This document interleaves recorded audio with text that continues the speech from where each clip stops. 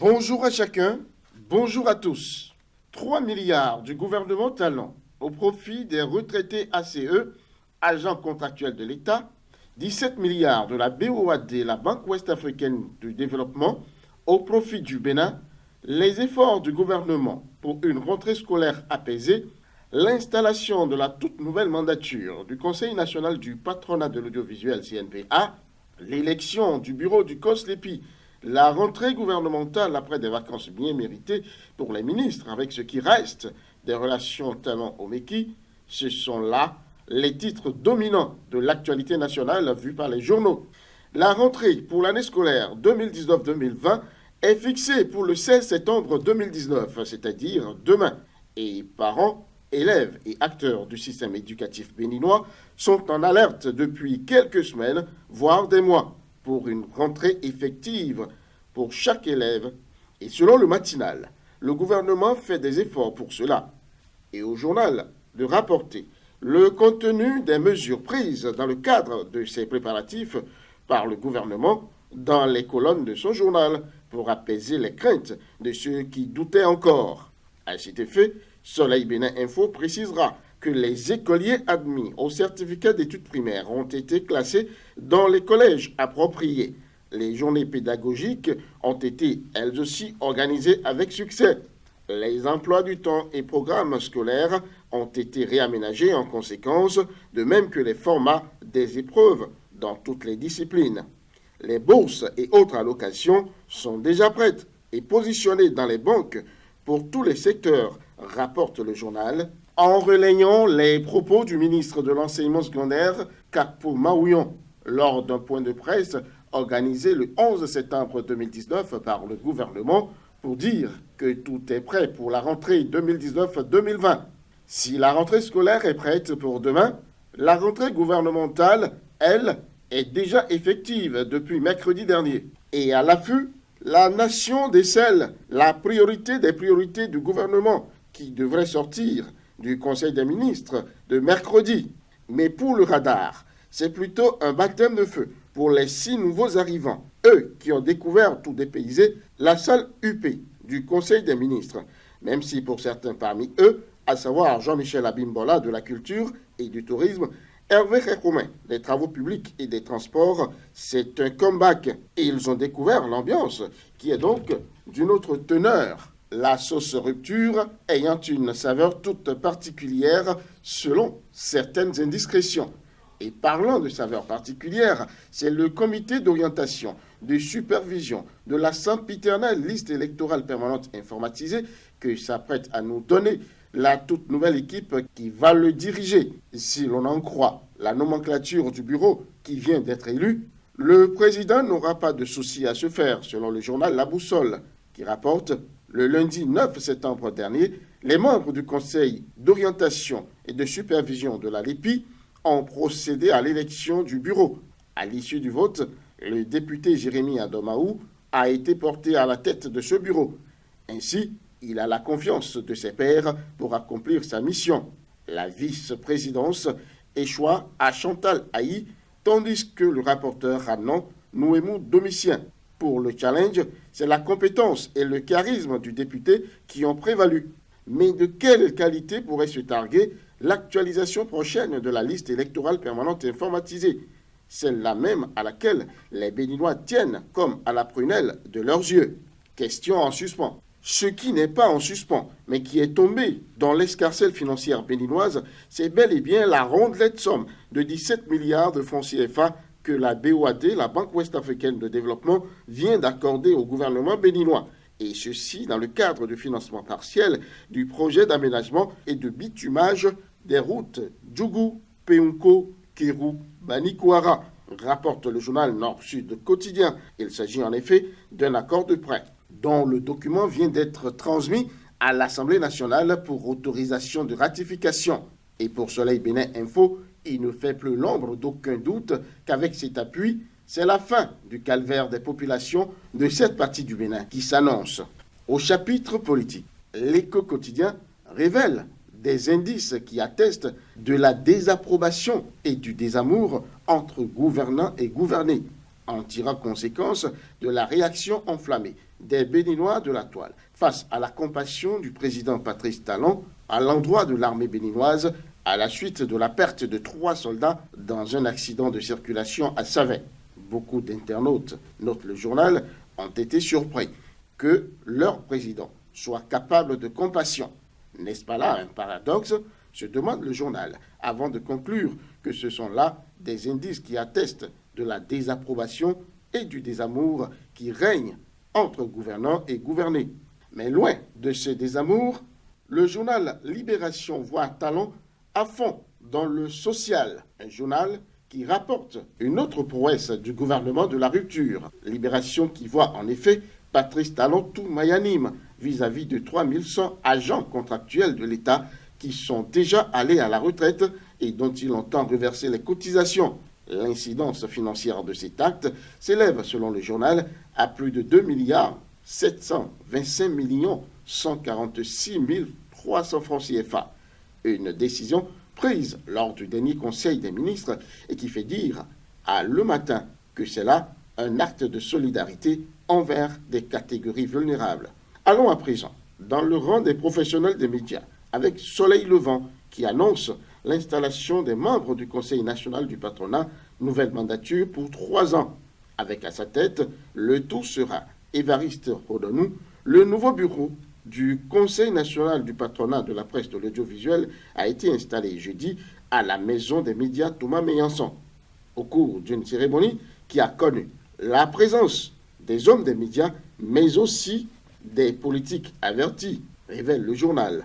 Les images de cette belle cérémonie nous sont rapportées par Kini Kini, le journal de la seule femme directrice de publication au Bénin, Evelyne Kenom. De très belles images qui montrent la solennité de l'événement. Ce qui n'est pas moins solennel, c'est la relation Talon-Omeki, qui était très excellente entre le président Talon et son célébrissime ministre aux 3 casquettes, Oswald Omeki, avant le dernier remaniement ministériel. Mais qu'est-ce qui a bien pu se passer pour que son ministère subisse une aussi grande cure d'amaigrissement au point de ne lui laisser qu'un seul, le sport? Eh bien, apparemment, le combattant, dans sa parution du vendredi, est allé investiguer et vous propose l'état de leur rapport aujourd'hui dans ces colonnes. Ce qui ne peut pas passer sous silence cette semaine, c'est l'interrogation du président de la Cour suprême, Ousmane Batoko, sur la mandature Djogbenou, à l'occasion du colloque scientifique sur la Cour constitutionnelle et ses fraternités, qui rapportent l'information en précisant morceau choisi.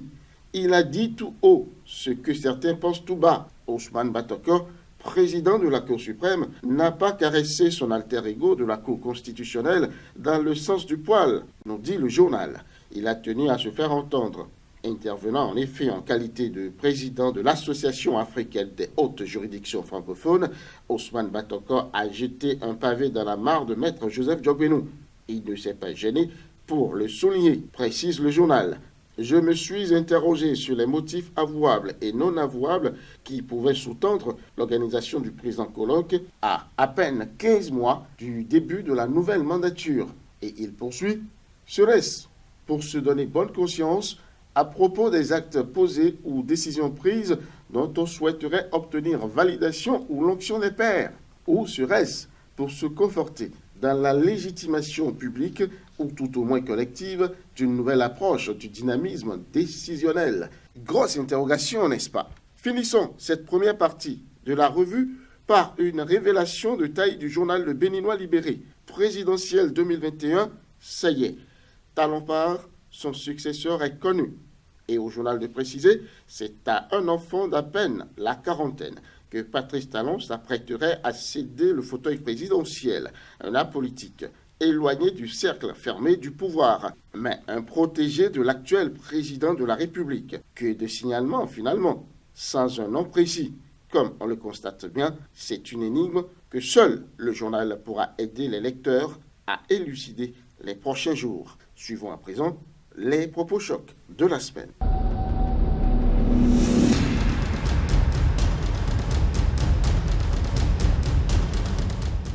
Nous qui sommes jeunes et qui avions compris qu'il faut faire nos premiers pas et devons savoir qu'il n'y a rien qui se crée si ça n'a pas une base. L'objectif est de ratisser large. Un remerciement à cette initiative qui vient de naître et qui fera de chemin au profit du chef de l'État, au profit du PAG et au profit de nous tous. Et ça, nous l'avons déjà dit. Nous l'avons déjà dit. Quand j'étais à la radio et j'écoutais une émission qui stipulait qu'une telle décision a été prise pour ne pas permettre aux chauffeurs de regarder un écran dans un véhicule. Moi, j'étais tellement content. Pourquoi prendre une décision aujourd'hui et le lendemain tôt, on ennuie encore? Moi, je me suis posé la question de savoir pourquoi, mais je n'ai pas encore trouvé la solution, la réponse à ça. Ça prouve vraiment que le désert de compétence dont a parlé le président, nous sommes confrontés à ça. Un peu plus loin, sur le tronçon petit à petit surgit l'entente, même constat. Les ouvriers sont affairés. Les travaux de construction des caniveaux presque terminés. À Aglaé-Colomin, tout semble être au ralenti, mais c'est bien le contraire, pense Ézéchias Lissassi, ingénieur, concepteur des travaux publics. Et un peu partout déjà, vous entendez déjà parler. Et ça évolue très bien. Depuis qu'ils ont commencé le travail ici, ils n'ont plus d'inondations, de l'eau partout. On remercie beaucoup le président Talon. Contrairement aux années antérieures, cette année-ci, il y a l'ambiance, la pré-rentrée, effectivement, ça a eu lieu. Avoir le déplacement massif des parents et des élèves, ça montre que l'administration est prête pour pouvoir accueillir les uns et les autres. Dès le lundi 16 septembre 2019, l'école béninoise ouvrira ses portes à l'issue de la période de la pré-rentrée. Ginos à Romagnon, élèves rencontrés se dit confiants et prêts pour la rentrée. Non, parce que c'était déjà quelque chose d'habitude. Chaque année, on commence l'école à la bonne date, donc je n'ai pas peur. Un sentiment de responsabilité quand on est appelé par le chef de l'État pour servir la nation et être impliqué donc, dans la réussite de la vision. Donc on se sent impliqué et honoré. Vous savez qu'il y a dans le PAG un grand volet relatif au tourisme. Inscrivant dans la logique du parti Union démocratique pour un Bénin nouveau UDBN, qui se veut de contribuer à une jeunesse de qualité. L'ensemble de vos collaborateurs ont compris déjà les défis et vous définissez une méthode de travail et une méthode de communication. La section UDBN des universités du Bénin a entrepris depuis quelques années d'être le guide des nouveaux bacheliers. Et voilà, nous sommes prêtes à servir, prêtes à contribuer activement, efficacement aux côtés du chef de l'État. Des gens sur lesquels on peut compter. Vous avez franchi cette cape qui n'est pas facile à le faire. Je vais vous demander de vous ovationner vous-même. Que je n'ai pas mal fait mon travail. Je crois que je vais avoir les ressources nécessaires pour animer une équipe vers le succès. Alors la communication, c'est vous, c'est nous. Ça va de plus en plus en se corsant.